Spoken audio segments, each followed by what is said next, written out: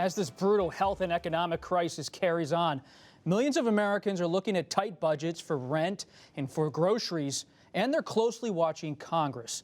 They want to know if the $600 federal unemployment supplement, which expired last week, will be extended. But the answer remains TBD. Talking to my sources tonight, it's clear House Speaker Nancy Pelosi is committed to fully restoring the weekly benefit at $600, and she's waiting for the president to blink.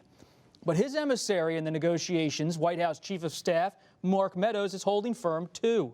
And the president told reporters just minutes ago that he will take executive action instead. That go-it-alone approach up on Pennsylvania Avenue, it extends to the virus. The president spoke with Axios' Jonathan Swan, and the interview revealed his mindset. I think it's under control. I'll tell you what. How? 1,000 Americans are dying a day. They are dying. That's true. And it is what it is. But that doesn't mean we aren't doing everything we can. It's under control as much as you can control it. And here is their exchange on the death rate. Well, right here, the United States is lowest in numerous categories. We're lower than the world. Lower than the world? Lower than what is that? Europe. In what? Look. In what? Take a look. Right here. Here's case death. Oh, you're doing death as a proportion of cases. I'm talking about death as a proportion of population. That's where the US is really bad. Much worse than South Korea, Germany, etc. You can't do that. You have Why to go. can't I do that? Joining us is Jonathan Swan, national political reporter for Axios. Abby Phillip, political correspondent for CNN.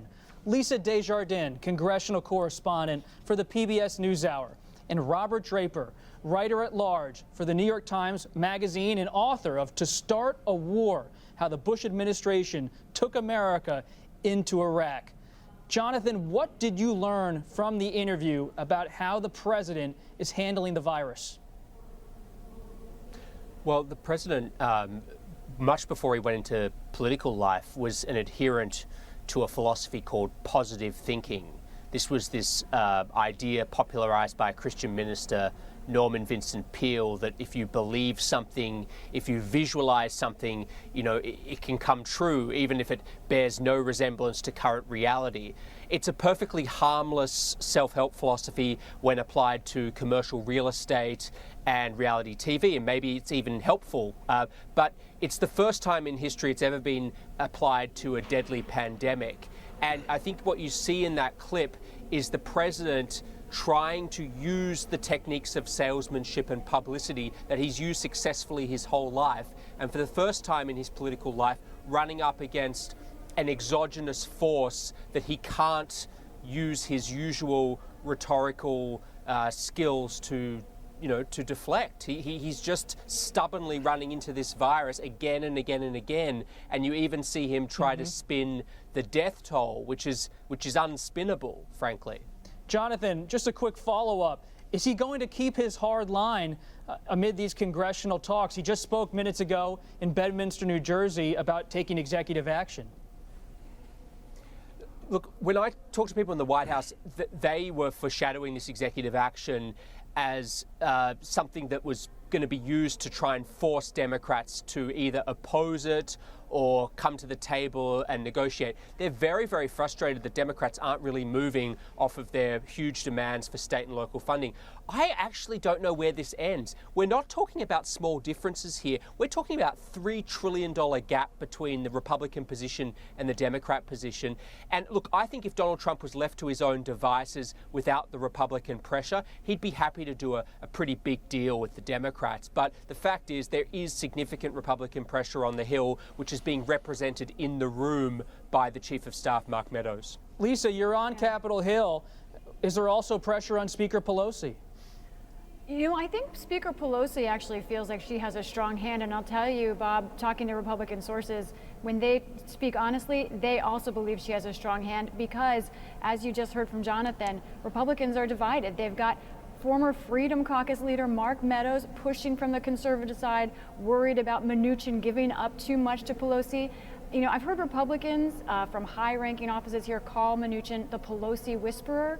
Now they're worried that it goes the other way. So, I think that, Pelosi if Republicans are calculating that she's going to be under pressure soon because of the expired unemployment benefits, I think they've got a long time to wait. Abby, the congressional talks, they have real-world consequences. Here is part of your report on Pamela Frink, a single mom in Georgia who was laid off from her job. So now that I have the fear or the knowing that it will end soon, it's kind of like, okay, so now what do I do to be able to maintain my livelihood? Her message to lawmakers? Please don't make us go back to being able to possibly call a shelter because we can't afford to pay our rent for this month or the next 2 months. Abby, are lawmakers listening? You know, I think that it's hard to see how on the Republican side some of this is breaking through because they're really focused on this idea that the unemployment benefits are discouraging people from working.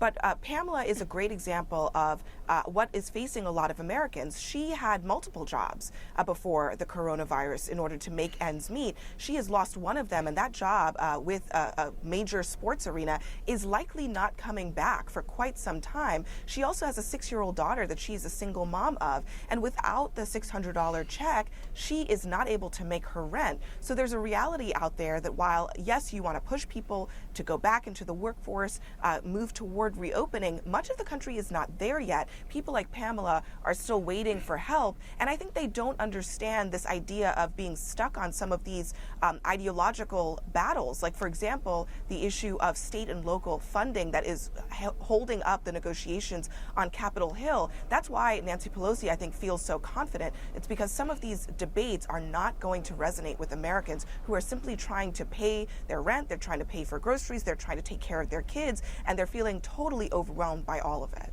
And that all looms over this campaign, Robert. You've written a book before To Start a War.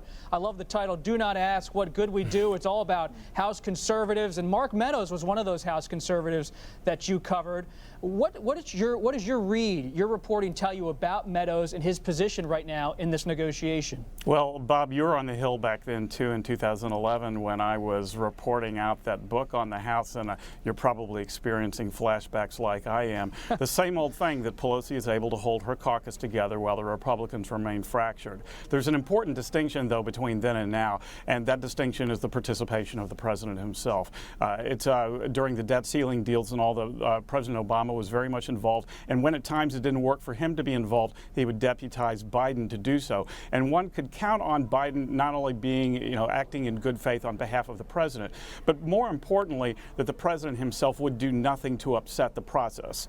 That I think is the X factor here. The question mark is that looms over really any negotiation where the president has some tangential involvement, as he does now from Bedminster, New Jersey, from his golf club, is will he blow the whole thing up with some obnoxious tweet that will either pull Republicans away or completely alienate the Democrats. I mean, he remains, as he always is, despite his reputation that I think he sort of confected himself of being this amazing transactionalist, the X factor. Jonathan, jump in here.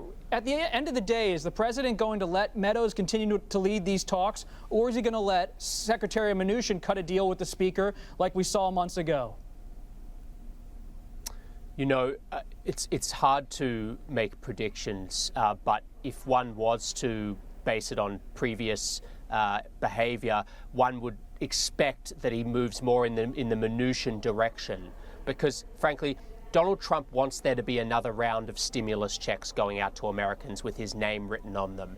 He wants there to be a big fat bunch of liquidity injected into the economy to give him a nice run through to the election. He's not particularly concerned about the debt and deficit, as we've seen for 3.5 years, in which, even before COVID, the debt was mounting. Yes, he's frustrated. He doesn't want to give a bunch of money, $1 trillion, to Democrat states that he believes were poorly run. Yes, there are things that he disagrees with. But if you're asking whether he's philosophically closer to Meadows or Mnuchin on this, it's not a close call. It's Mnuchin. The question I have is, what will McConnell tolerate? What will Republicans on the Hill tolerate? And that, to me, is the real question mark. Lisa, what's your answer to that question? You know, I think that at this point, the issue is, again, with those Republicans and what can they tolerate, exactly what Jonathan said. I reported earlier this week and was happy when Leader McConnell publicly certified that he has 20 senators that are rebels, that he doesn't have on board any one plan. And so when you talk about this huge divide that Jonathan's mentioned, you know, $1 trillion for the White House on this package, $3.4 trillion initially for Democrats, you know, that $2 trillion, Bob, that's usually how much money they have to spend for all of government in a year. You know, so it's a massive gap. Democrats have now made an offer that they're getting closer to $2 trillion. Republicans say it's kind of fuzzy math, but at this point in the standoff, let's just talk about timeline and be honest here. You know, it looks like we need at least another week if they decide to come back to discuss things, and that puts us right up against some other big politics, like the Democratic kind of virtual non-convention that's just now almost a week away. No, that's very true. And Abby, you track not only the presidential campaign, but Senate races.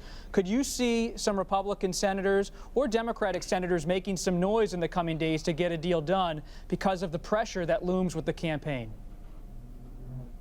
Yeah, absolutely. But especially some Republican senators, I mean, they're really under pressure in some of these states to be responsive to the pandemic and the economic pain that people are feeling.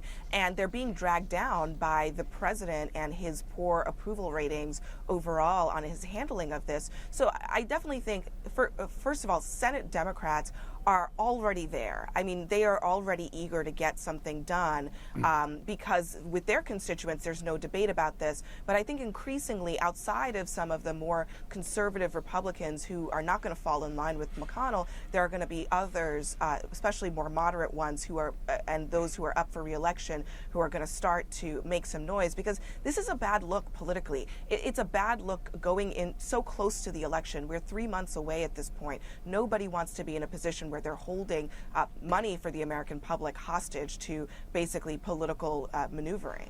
Robert, just to finish up this part of the discussion, any final thoughts? Only that I don't think it's helpful for the president to do as he has to threaten an executive order, basically, as you were mentioning at the top, to go it alone. It's not feasible. It's probably not legal. And in any event, it's only just going to create more political ill will.